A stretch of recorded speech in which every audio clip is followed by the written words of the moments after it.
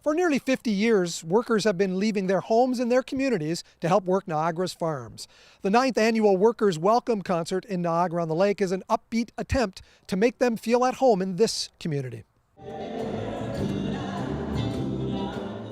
It's a massive effort because it involves working with the employers and hoping that the weather will cooperate. And because it's a community building exercise, it's really quite wonderful to meet all of the employers and all the guys. And it's very tricky because it's not like a traditional concert.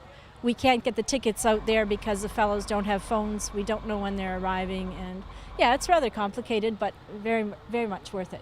Tonight's concert welcomes the workers back to Niagara in a way intended to ease the pain of leaving their families behind. I had an opportunity last year to go to Jamaica and spend time in a lot of their homes, and I just realized how close-knit their families and neighbors and relatives all are, and they leave that, and they come here, and they're often very isolated. So just to be embraced in friendship, to be able to get off the farm and celebrate together, it's huge. And as we've been doing more and more outings, getting folks together just to celebrate and to have some fun, the feedback is it's just so nice and such a nice break, because the guys experience a ton of loneliness.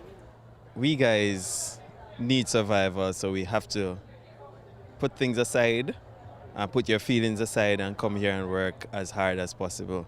But we guys do communicate through cell phones, internet, all those things. So it's much easier now than past years or for the older guys, but it's easier now. It's not a happy situation, but you got to adjust to whatever comes. You have to be adjustable in all cases, You got to do what you got to do. It was a chance encounter at a Toronto show that led to the Tonettes appearing at this year's concert. Because I am Jamaican descent, and knowing that these workers are coming away from their families and not being away from them for a length of time, it touches me personally. And I think it's amazing that we're able to welcome them, kind of give them a piece of home, a little piece of island, and just make them feel welcome in a surrounding that they're, not used to. Yeah. While the federal government is making changes to the foreign workers program, organizers are confident in the importance of these workers on Niagara's farms. I think it creates a lot more stress having to look for Canadians first, who may end up being employed but don't last.